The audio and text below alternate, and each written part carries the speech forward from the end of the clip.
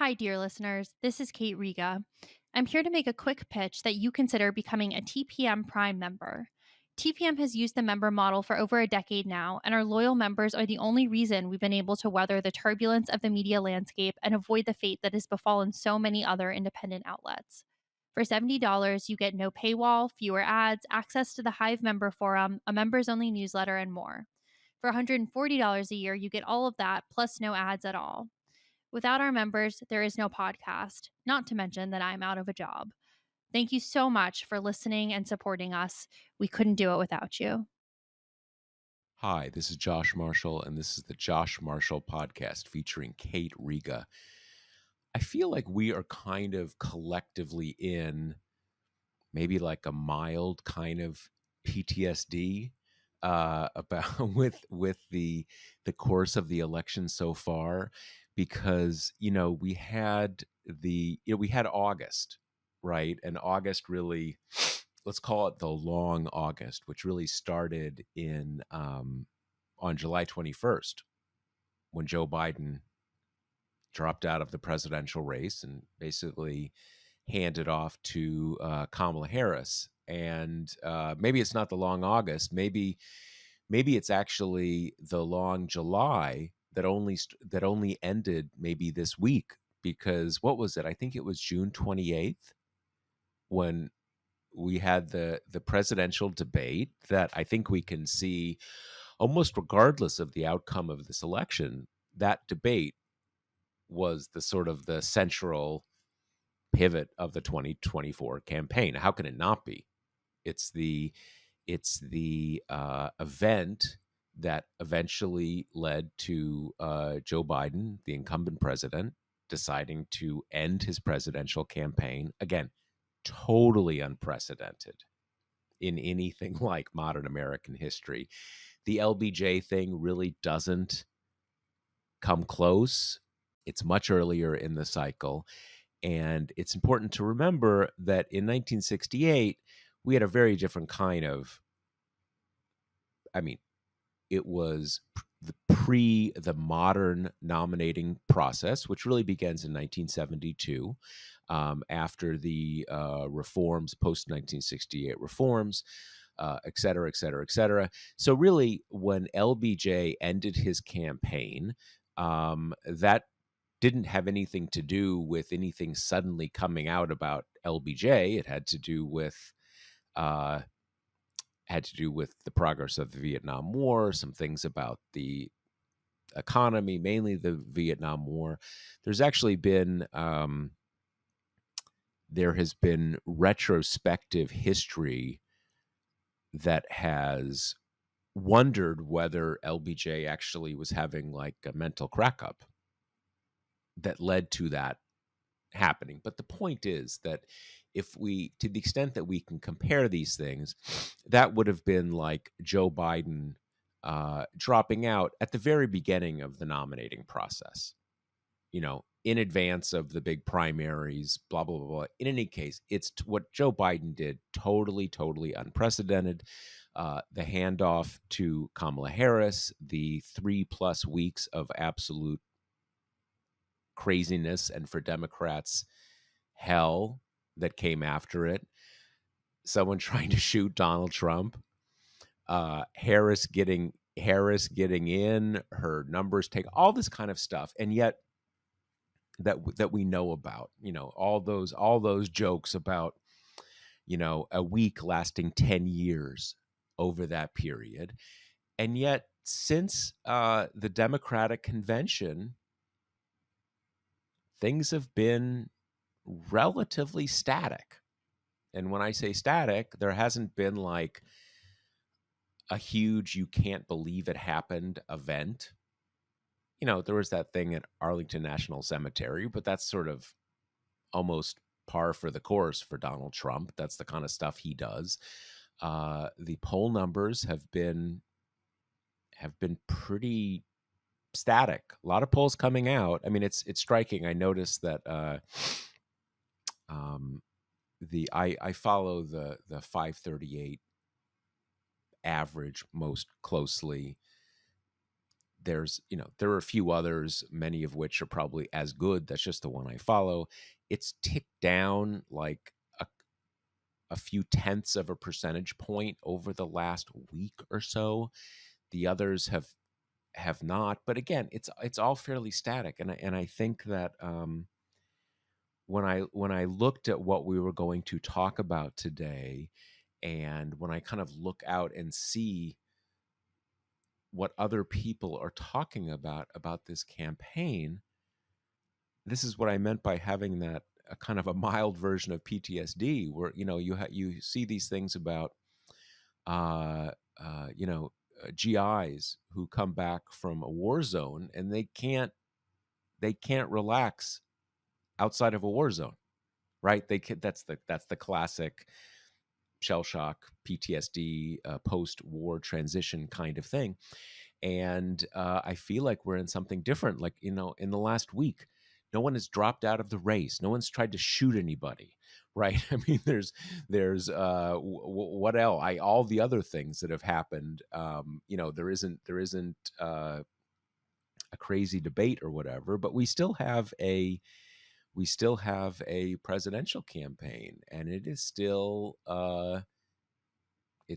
very close. We don't know what the outcome is going to be, but we will try to give you kind of a post Labor Day check-in of where we are with this thing, because we still got 2 months of this thing, right? And anything can anything can happen. So, Kate, what are you having that? Are you feeling trembly because no historic events have happened in the last week? Or are you pretty okay with it?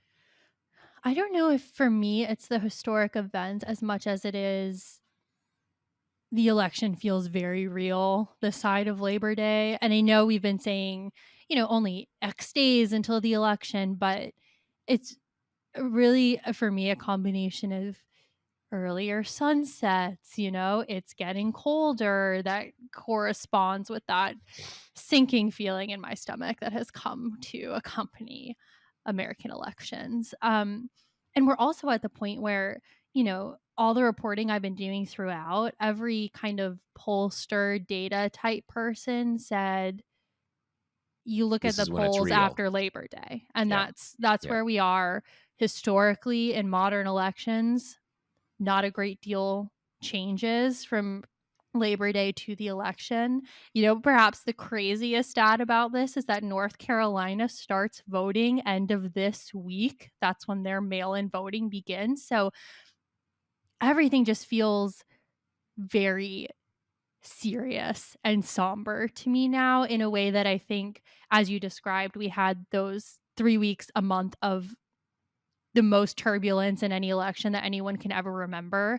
And then kind of the being buoyed by Harris's candidacy and the exuberance of the convention. And now to me, it's very much like it's the fourth quarter. This is when the game is decided. And for I think for anyone who maybe had any far flung hope that, she was doing so well and getting so much enthusiasm that you don't even have to worry, like she's going to blow Biden's 2020 numbers out of the water. It's not going to be close. We're going to know night of. I think that all has faded into the land of fantasy. And now we're kind of eye to eye with a race where, of course, she could do better than his 2020 numbers, but it seems increasingly unlikely that this is going to be anything but a nail biter right up until the end. Right. Well, it's also important to remember that Joe Biden in 2020 didn't do as well as Joe Biden in 2020, right? I've seen one. I saw an item yesterday that basically said she still hasn't caught up to Biden's, you know, poll numbers, how he was doing at this point in the race back in 2020. But as we remember, he also didn't keep up with that. There was this major, the polls overestimated him. Now you have people worrying, what if they are overestimating Democratic strength now. And because it's closer, she doesn't have as much, wiggle room. I think there are good reasons, which we have discussed in the past, not to assume that it is any more likely that they will underestimate him than that they will underestimate her. And there's I think pretty good pretty good arguments for that. I mean, for me, when you look at, I guess what we're like 65 days or something like that. It's not quite 60 days, but 60 days does have the feel of like, one big story can almost last 60 days, right? That's almost like a kind of I don't know, a sprint, and that's kind of what they usually call this part of the election, a sprint. So it is not long, and as you say, it's not even. Um, I don't know when the average is, as you say. North Carolina, I guess, starts this week, but once you're within like 30 days, a good part of the country is already voting. I mean, I don't know where we are right now in terms of, how many states have any early voting, mail voting, whatever. But it's as we know, it's now more of a process, and it's both close and not close at the same time. I mean, it's close. I guess my point is that there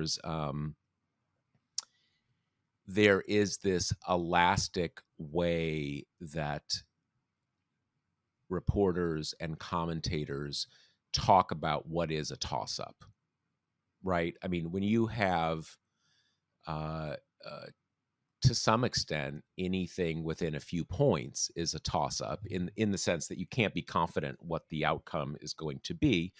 Um, but at least for now, it's it's certainly a toss up to her advantage. There's no question. I don't think there's any question about that. Um, but you don't, you give up the idea of, maybe for the rest of your life going into an election, which happened somewhat in the past, of kind of like, what the outcome's going to be. We're just kind of going through the motions. And I do think that is why, that is one of the reasons why the Harris campaign is very focused on calling itself the underdog, because there is a certain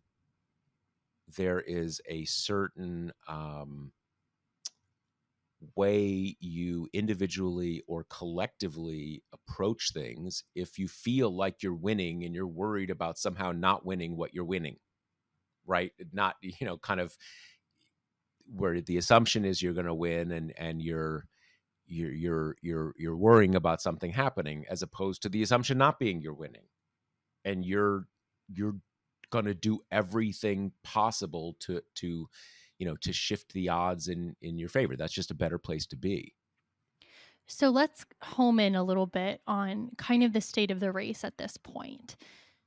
Where we are now is she is most ahead in the blue wall, which is Biden's 2020 path. So Wisconsin, Michigan, Pennsylvania, and then the Nebraska district. Because remember, Maine and Nebraska do theirs weirdly by district and not in total.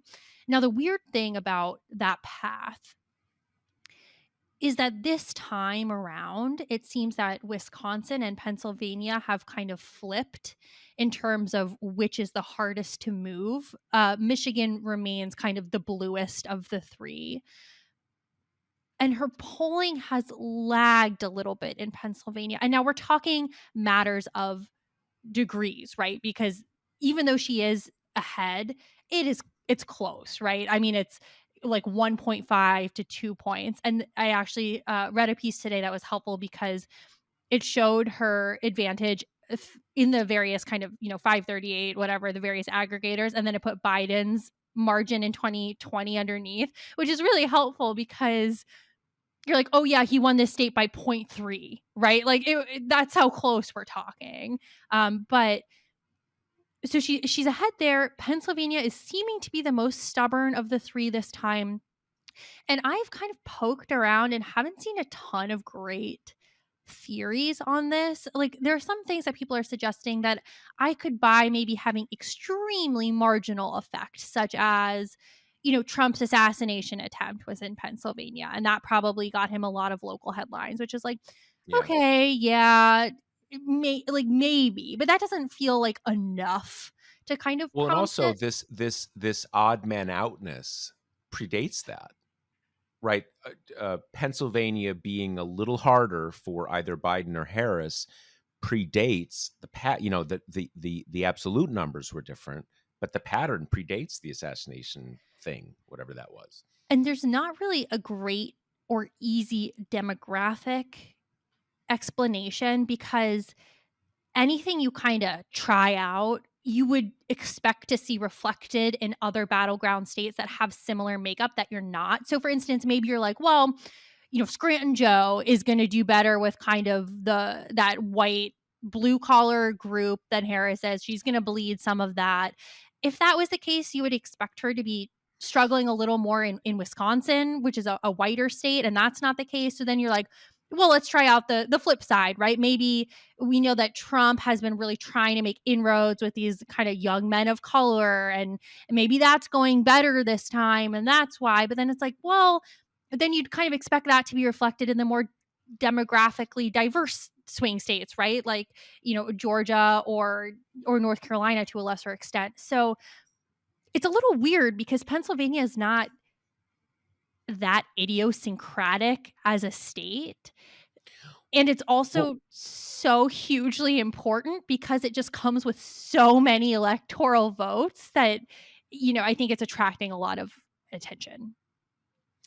yeah, no, and that agita is not, that is not a media creation. I know that, like, among in the Democratic campaigns, they're worried about it too. Worried in the sense of like not, crying in their cereal, but they know that's real. That's where they're really focused. And again, I'm used to going back over a couple decades, seeing Pennsylvania as the sort of the surest of the blue wall states. Like once you get out, a little further west, it's a little different.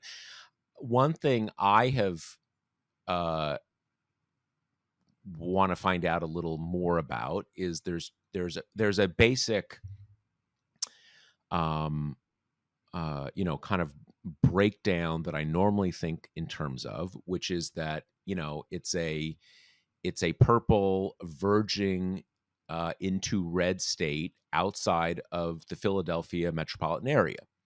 And so you lose, obviously there's Pittsburgh in there too, which is another, kind of a blue city, but obviously the total metro is not the scale of Philadelphia. So you lose everywhere else, but you kind of make up big numbers in Philly. That's the old model. Or kind of the model of just how the state functions. So I've sort of wondered, like, is there kind of some overperformance in the rest of the state, or is there some kind of slight breakdown in the the turnout coalition in Philly that you don't, what I'm saying? You could see it being either one of those, maybe it's both, who knows? And again, we are talking like, if you look in terms of the averages, we're talking about Pennsylvania being like a point different from these other two states, maybe two, which the only thing that makes that like even plausibly meaningful is that it seems consistent over time. And obviously there margins of error change if you're seeing, some kind of divergence be consistent over time. It, who knows? Yeah, and one thing I wanna add about this, it really is the linchpin to both of their easiest paths to the White House, and I think the way that this benefits Harris is she has more paths that aren't so fantasy politics as to be like, "Okay, sure," but her easiest path, as we say, Wisconsin, Michigan, Pennsylvania, the Nebraska district, right? That gets her to 270. His easiest path is North Carolina, Georgia, Pennsylvania. And the problem is once you once you take Pennsylvania out of the mix, you need 2 states to make up for it because it has so many electoral votes, right? It has 19. Nevada has 6. So you really have to kind of then dig deeper and get more states. So that's their easiest paths. The other thing I do wanna caution about Pennsylvania is there's been a specific dearth of polling there, particularly post-convention polling, which, as we said at the beginning, this kind of post Labor Day time is when the polls are most helpful. That's another thing to keep an eye on. We haven't gotten hardly any good quality polling since the first half of August there. And what we have gotten lately is an influx of these kind of partisan Republican polls. So, also something to keep in mind while we're, kind of waiting for the picture to stabilize there. Yeah, I mean, I think for just for our listeners, like one sort of very broad stroke way to look at this is that, Joe Biden was had a plausible path in the blue wall states. He was a bit behind in each, but those were within reach. Harris now seems to be a bit ahead in each of them, although there's some question mark about Pennsylvania. And she's either tied or close to tied in all the other swing states. So she has, you can't, there's two ways I look at this. One is to say she's solid in the state she needs to win, albeit narrowly. And she's in contention in all the states that add to her win. Whereas Trump isn't clearly ahead in kind of any of the states he needs to win. So she's playing on his territory now. And he kind of, he needs to, depending on what average you look at, maybe he's ahead by like 1 point in Georgia or something like that, similar in Arizona. So he needs those kind of ties. He needs to get all of those in his direction and then take a blue wall state, right? So playing on his territory now. Sort of the problem is that, the counter to what I'm saying is that, come on, it's not that far from tied in the blue wall states. So this idea that she's solid in her states and they're playing on his states, it's sort of true, but everything is so close. You can kind of say everything's sort of up to grabs, and you have a situation where you don't really need any major polling error for either of these candidates to basically run the table.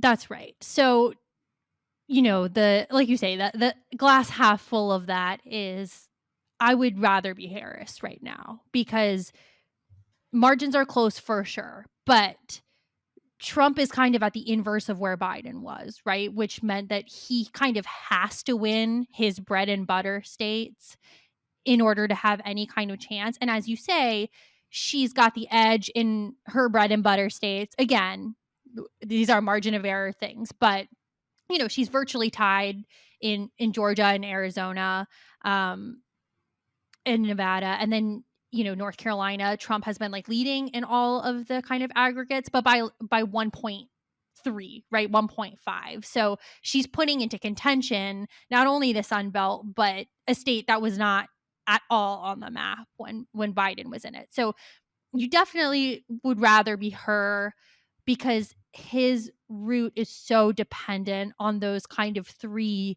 heavy electoral vote states.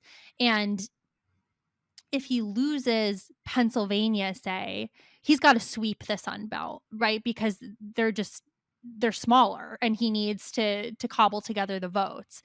So that's kind of where things stand now.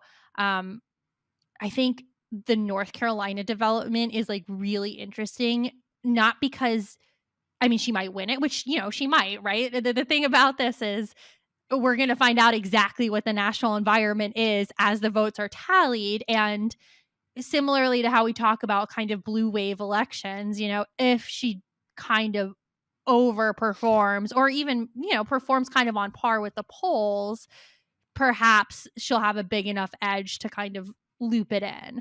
But even though you think Trump has the edge there, forcing him to compete there is a really big deal, especially because they've got this skeleton ground operation. They've kind of just started churning out the money, the ads recently, and they're blanketing the swing states right now, particularly. I mean, they're spending something like 75% of their ad buy money in Georgia and Pennsylvania.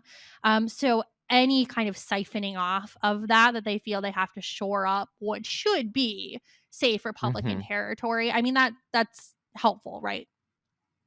There's actually, I'm looking right now, and you know, ideally I would be able to kind of point this to you, but since we're doing audio, I'm looking at a chart right now on the New York Times website, and these charts are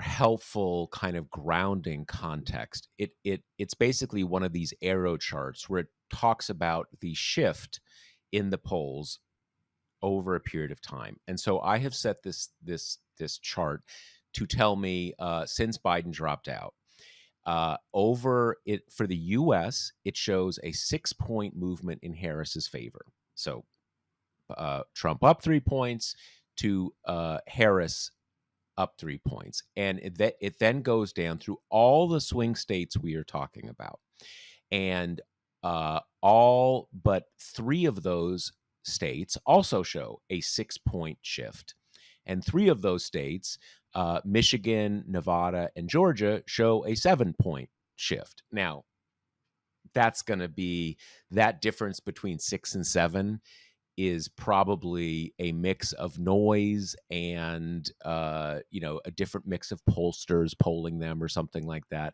So the point is that we have to sort of stand back and remember that, broadly speaking, the country moves together, right? You move nationally 6 points, you're probably going to move 6 points in individual states.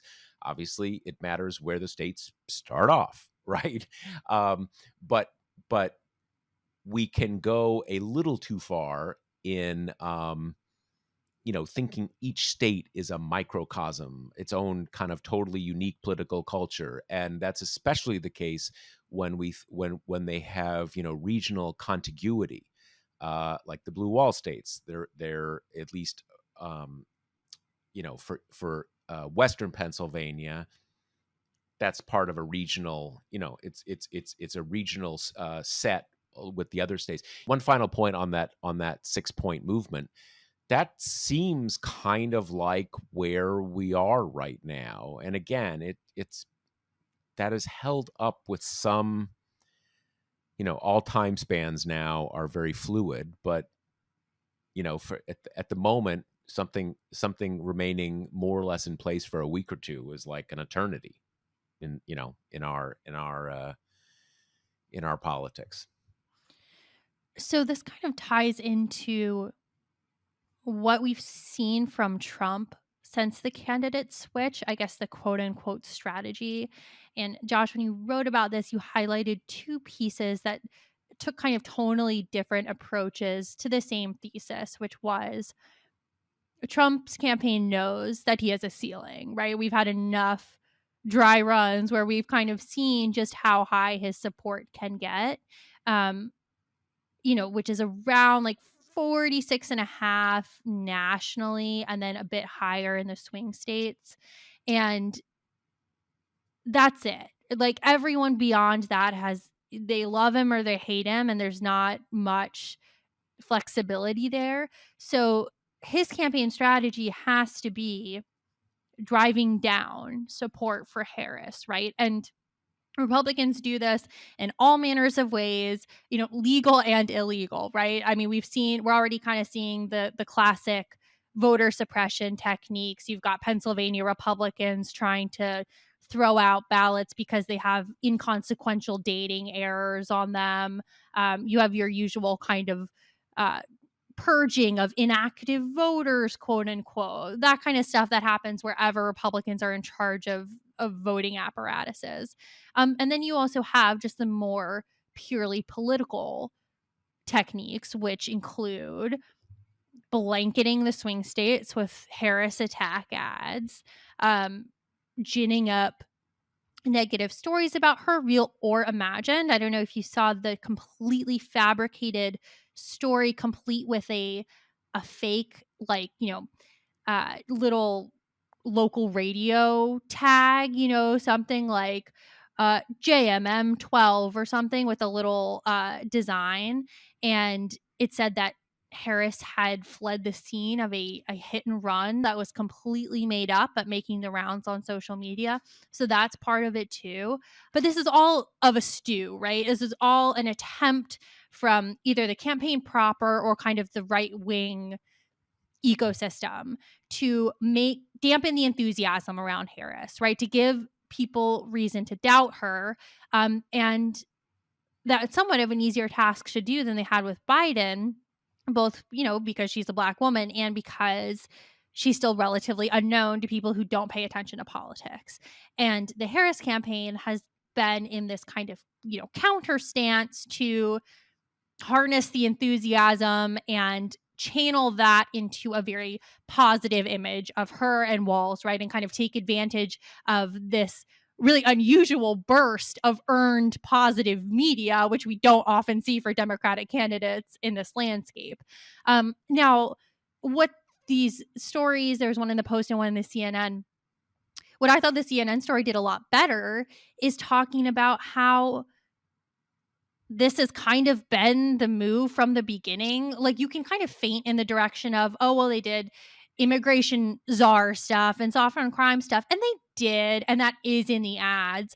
But that has really given way to Trump just kind of doing no holds barred personal attacks. And we can see this because he has narrated that shift out loud at his rallies where he says, my advisors tell me not to do personal attacks. What do you think? And everyone's like, yeah, killer, and then he's like, yeah, I'm going to do it. I'm going to fire them. I'm going to do personal attacks. And that is coming in the fake blackness stuff, the I'm better looking than she is stuff, this whole kind of the world of Trump's impulses, which we know by now the most crack campaign team in the world would be unable to constrain, becoming the campaign tactic.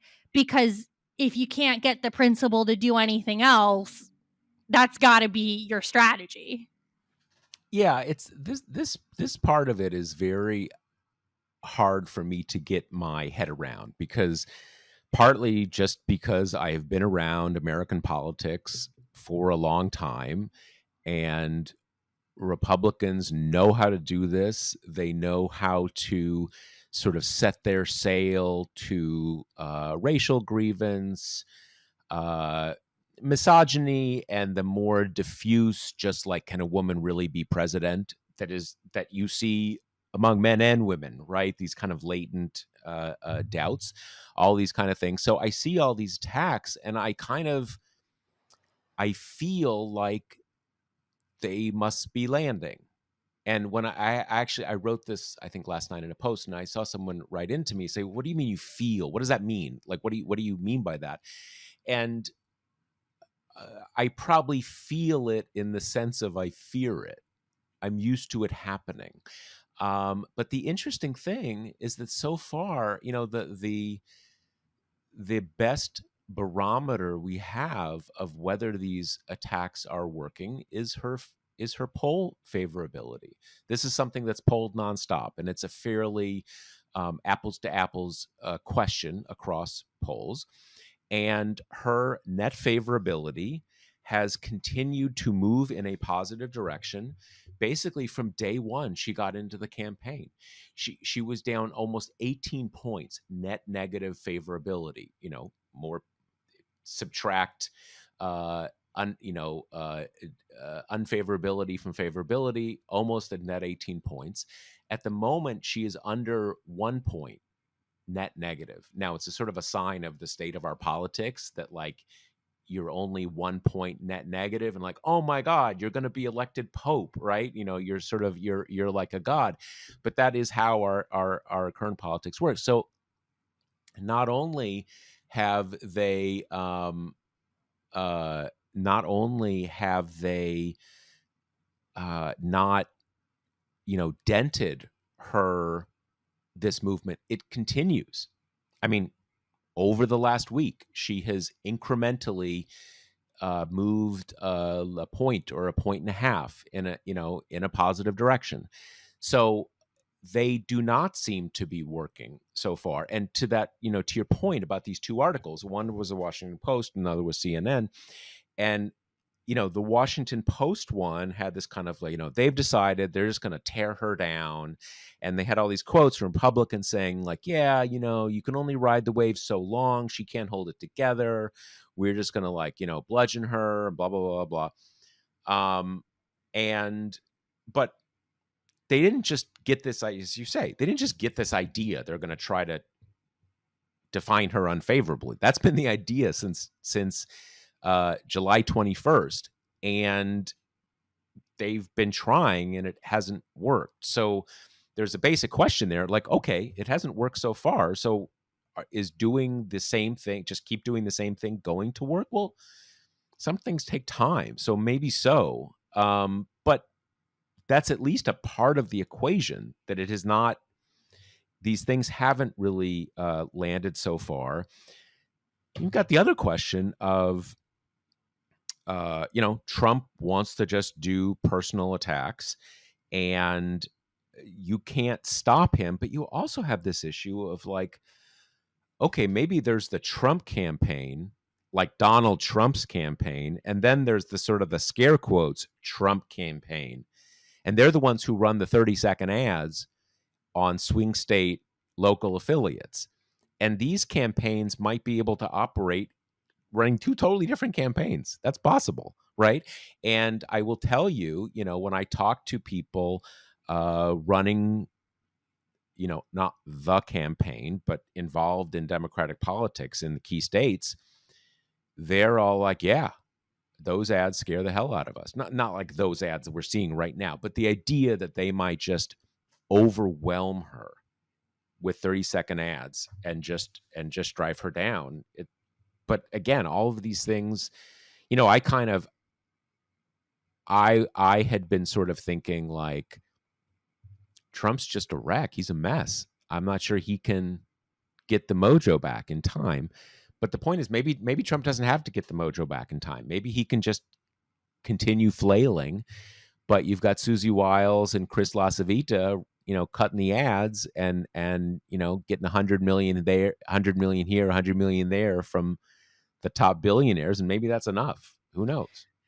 Now, the flip side there is that the Harris campaign is not in want of money to the degree that it announced this week some pretty massive down ballot contributions, like many millions of dollars. The campaign is kind of sending down the chute to Senate and congressional and gubernatorial candidates, which is good because the ad war is a money war. So there's that piece. You've got the piece that Biden was basically competing by himself in the ad wars for the early months of this campaign, and it didn't move the needle at all on Trump. And now you can argue Harris's image is easier to manipulate because it's less baked in than Trump, and I think that's a piece. But we have been seeing kind of the limits of effectiveness of the old-fashioned kind of, spamming the TV with ads stuff. Um, so there's that in the mix. And there's also just the piece that, of course, they were going to do this, right? Every campaign in the history of the world has had kind of a deluge of negative ads against the other candidate. Now, for her job is a little bit harder because she needs to define herself with people who are harder to reach than the people that Trump has to reach, right? Like, not as much watching of TV, a lot of TikTok news, et cetera, et cetera, et cetera. But we've seen that her campaign seems to be very aware of this. Their social media team has been really nimble so far and creative. And I think a lot of this kind of not comes to a head, but we have the inflection point of the debate, right? I think the debate is going to be a big deal in terms of how she can kind of move any like lingering doubters into her camp. Because if she can get up there and be competent and hang with him and not get totally kind of trampled by him, which, she's proven before that she can turn in really good debate performances. And I think it might help her out that Biden set the bar so dismally low that, it's almost certain that she can't possibly do worse than that. But I do think that's going to be a big moment in kind of in terms of getting narratives into the bloodstream, which is the battle that's happening now. Well, I think there's two very different narratives you could see coming out of that debate. One is that if she has not a terrible debate, but in some way Trump is able to get some key questions out there, that she's coming out of that debate.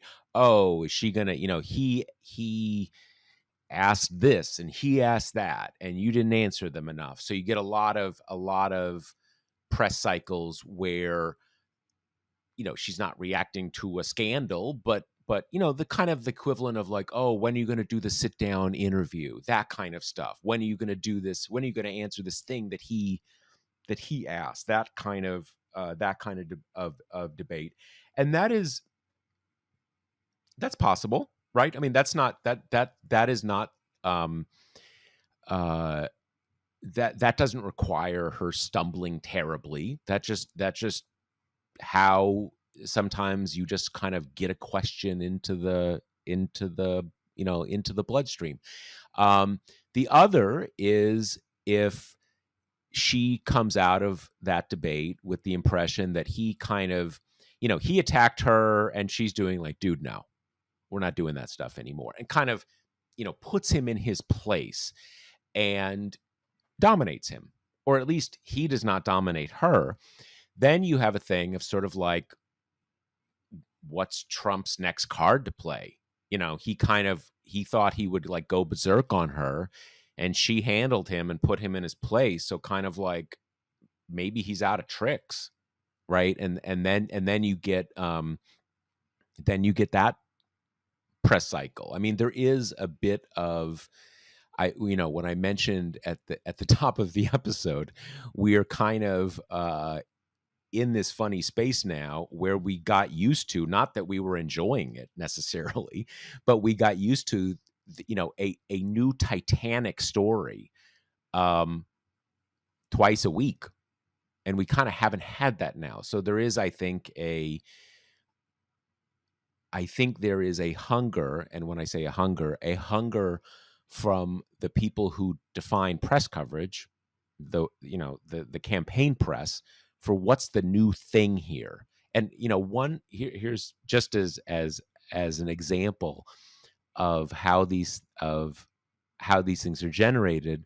When I was on Twitter this morning, I noticed there were two things that a lot of political reporters were discussing, both of which you might say are totally premature, but it is what it is. One, a few reporters saying that now sort of establishment Republicans are hoping he loses, because they think if he loses, then he's done. There's no more Trump. It's the end of the Trump era. And then that spurred a secondary conversation of, isn't what do you mean he's done? He's the odds on favorite to be the nominee in 2028, as long as he's not incarcerated and alive. I mean, you can be incarcerated and still run. At least so far, you have to be alive. Maybe Trump will change that too. But in any case, I actually have my own thoughts about this. But you can see there's a hunger for, okay, what's the next thing we're going to be talking about? That people are a little bored with the fact that we've got basically a tied race with 60 days to go, and that actually is a lot to talk about. But it seems, again, for a week or so, relatively static. So you got a lot of nervous energy on people's part that people want to talk about. Let me mention, I want us to talk about this point, something that I've been meaning to come back to. One thing to keep in mind in these different states is that they are regionally similar, their polling numbers are similar, but different states have different kinds of state parties, right? In Wisconsin, you've got Ben Weekler, right? Everybody's favorite for good reason, state party chair. They've built like this engine in Wisconsin. Everybody agrees the Democrats have a great state operation in Wisconsin. Some of that is the fact that you had a gubernatorial election every year and a half for like the better part of a decade in Wisconsin. So you had a lot of races. Ben came in, uh, I don't know, 4 years ago, a few years ago. He's been doing great stuff. Uh, in Michigan, you have, I think it's a little less the case, a slightly lesser known state party chair who I think used to be the executive director of the party. I get some indications that there's a lot of fracture in the Pennsylvania State Democratic Party. So in any case, those things in a close race, those things can make a big difference. I think like, for instance, the Wisconsin people, I think, feel like they've got a good shot at maybe adding a point in the polls because they've got such a great ground operation, right? Is that the case in Pennsylvania? I don't know. And this also plays into what we were talking about, which is the Harris campaign has really prioritized beefing up its ground game and, opening up shop in some even like kind of remote rural areas. And the asymmetry between that and Trump's side, this election in particular, is very, very stark. Like it's pretty evident that the Trump campaign doesn't really think that kind of the door knocking, gumshoe old campaign strategy is going to help them that much. And they're doing a little bit more of kind of what DeSantis did, which is taking great advantage of the super PAC side of things. And like you were talking about before, that kind of contributes to the split screen of Trump word vomiting whatever he wants to do, and then having this kind of steady drumbeat of like Kamala, personally carried all the migrants over the border commercials that are going on at the same time. So that's going to be really interesting to see kind of to what degree the old school, organization like that matters. And I think we do still have data that indicates that it does, right? I mean, that kind of predicated Georgia becoming a place where Democrats compete. I mean, that was all building up infrastructure. And then it happened really quickly, and obviously Georgia is still contested, but I mean, it went from being a red state to being competitive for Democrats in like 2 election cycles. Right. Well, that is an example. Obviously, you're not going to like do killer organizing in Utah and suddenly it's a swing state, right? That's not going to happen. But you can see that a state can have the demographic makings of transition, but without um, a lot of organizing and often a few dynamic leaders who really galvanize things, it can stay kind of where Texas is. You keep thinking it's gonna shift and it doesn't shift. Not that I'm not arguing that Texas might be a purple state now if you had a Stacey Abrams or a Ben Weekler or something like that in the state, but you see that it's an amalgam of of those two things, right? At one point about that too is that you've got that investment on the Democratic side. Remember what Trump did? I can't remember if it was late spring or early summer, where he basically forced out the head of the RNC, Ronna McDaniel, replaced her with his daughter-in-law, and then this other dude from North Carolina. But what happened there is they basically forced the RNC to give up its traditional role of organizing and to a great extent funding the national ground game, and that was handed off to a bunch of outside super PACs. And the impression is, I talked to some people involved in Democratic campaigns, like, okay, like I assume that's crazy, but maybe it's not crazy. Maybe these other people know how to do it better. And at least the assumption is that, yeah, it was kind of crazy. Like you can't say for sure that these other groups aren't going to do a good job, but there's a question mark about who is going to do the national ground game for Republicans. One other point, and this is not remotely representative enough, but I keep hearing from readers in swing states who are registered Democrats, have basically never voted Republican, right? And they are getting swamped by mailers, like 2 or 3 Trump mailers a day, right? And I can't figure out now, at least some of these people have told me that they seem all to be super PAC mailers. They're not campaign mailers, they're the super PACs. And I have not been able to get a handle on, well, first of all, I don't really have a handle on whether this is a widespread issue or whether this is a relatively small number of our readers who are just, kind of coincidence or something like that. But I've heard it from enough people that I think it's something real. And on the one hand, you can think about maybe a lot of this super PAC money is just being lit on fire, right? Being used in very inefficient ways, or maybe there is so damn much super PAC money, Republican super PAC money, in these states that what we're seeing here is just like the splash.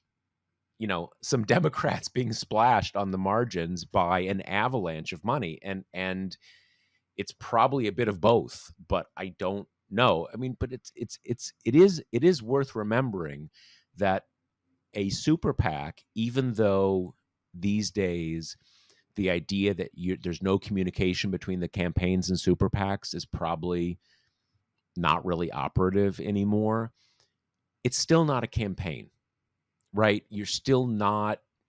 It's not wired into a central control the right way, so it's hard to know exactly. That's another question mark that I don't know the answer to. I'm not sure anybody knows the answer to. So before we wrap up, I do want to talk about this other dynamic we've been tracking through this race, which is the chasm between the top of the ticket for Democrats and then the Democratic incumbent senators. And we have at times seen, I mean, really fantastical gaps there. You've got the senators kind of up by double digits. I mean, things that are never going to kind of hold still. In new polling we got this morning out of CNN, it seems that the races are coming back down to earth a little bit. Um, we're getting more into the kind of 5 points rather than 10 kind of thing. But still, in most of these places, the Senate candidates are still running ahead of where Harris is in the state. And that is something that I've been really interested in because I've had a lot of pollsters tell me this Labor Day landmark is kind of where you'd expect the contraction between her numbers and their numbers to come, because unless this election kind of unsettles all we've known in recent history, you just don't get that much ticket splitting. You're just not going to get that huge a number of Pennsylvania voters who are going to vote for Bob Casey and Donald Trump. Like, that's just a limited pool. And then the question has been, do these incumbent senators kind of like pull her up into their orbit, or does she pull them down a little bit to where she is? And it's hard to tell because I mean these CNN polls show smaller margins, so maybe they are coming back down to where she is, which would be a little bit more what we'd expect, because a swing state's a swing state, right? I mean, you sometimes do, but you don't usually have a Senate candidate win by like way more than other people on the ballot, unless you've got kind of rare instances where the challenger is terrible, or the Right. incumbent is like super beloved. But that's another dynamic that's worth kind of keeping an eye on now that we're getting into a place where polls are a little more instructive. Yeah. So I'm a little skeptical about that CNN poll, at least the extent of it. And the reason is, like, for instance, I believe they have the um, Pennsylvania Senate race, like a Tied. 2 or 3 point, yeah, okay, tied. I That would be very, very surprising. So and that also made me a little skeptical about the presidential for that one too. I mean, obviously races change, right? I mean, things can happen. So it's not it's maybe that's right, and things have shifted, but the premise you're stating is right. You're not going to end up with like, Bob Casey or Ruben Gallego like winning by 15 points and Harris losing those states. But the Senate races were so different from like, I that I would be shocked if the Casey race um wasn't at least like a 4 or 5 point margin in the end for Casey. He's a popular incumbent senator. So I'm a little I'm s- I'm skeptical of that whole poll as maybe something of an outlier. And the CNN poll has been uh, fairly fairly favorable to Republicans throughout through the cycle. Um, so again, I want to see a little more, some more polls before that really seems like the trend. But it is absolutely the case that gap that gap is going to tighten. Although, and we didn't get into this. What is interesting though is that the idea earlier was, all right, you have this gap because basically people are pretty favorable towards Democrats, but they don't want to vote for Joe Biden. So Joe Biden is lagging these Senate candidates. And what the interesting thing is that we had about 6 weeks now with Harris, and Harris is doing substantially better, as we discussed earlier in the episode, a consistent 6 point move in her direction. But the gap has persisted.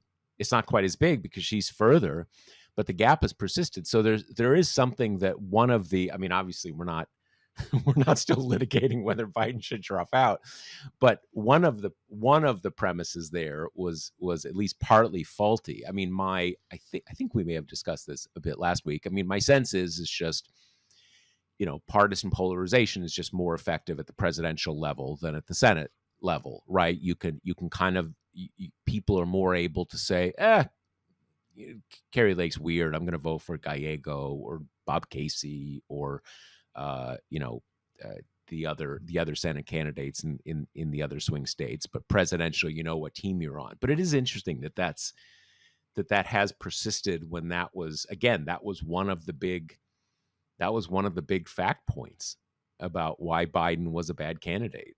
And I think, I mean, it's no one wants to it is unquestionably the case that Harris is doing better as a candidate than Joe Biden. That ship has sailed. But again, that it's just interesting because people were so sure about that, and yet it has persisted. All right. All right. Well, this is, I guess, as we said, it is a.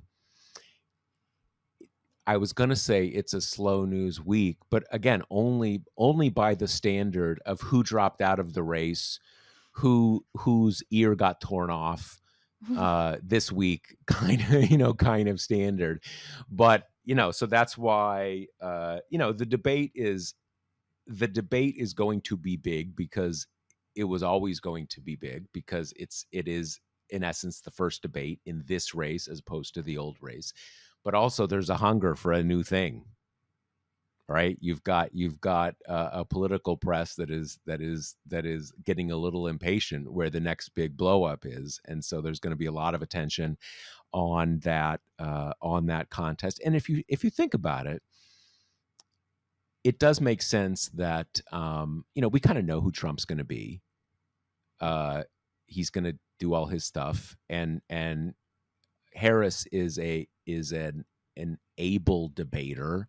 We've seen her debate before. So I really think a lot of it is going to come down to this: who's dominating who, right? There's going to be a lot of push for who's got the sort of the memorable SmackDown, all that kind of stuff. So, well, I guess I remember. Are you still having? Do you remember our Instapod after the last debate?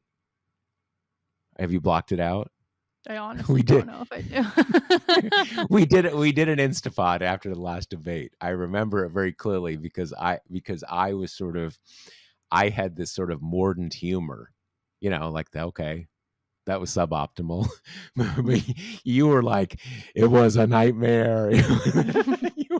you were more florid. But anyway, it was quite a moment. So in any case, I think that's all we got for this week. All right. See you next week. Later. The Josh Marshall podcast is hosted by me, TPM reporter Kate Riga, and TPM founder, editor-in-chief Josh Marshall. The show is produced by Jackie Wilhelm. Thanks to Why Not Jansfeld for our podcast theme song, and thanks to all our TPM members who make this possible. Rate and review us on Apple Podcasts, and subscribe wherever you listen.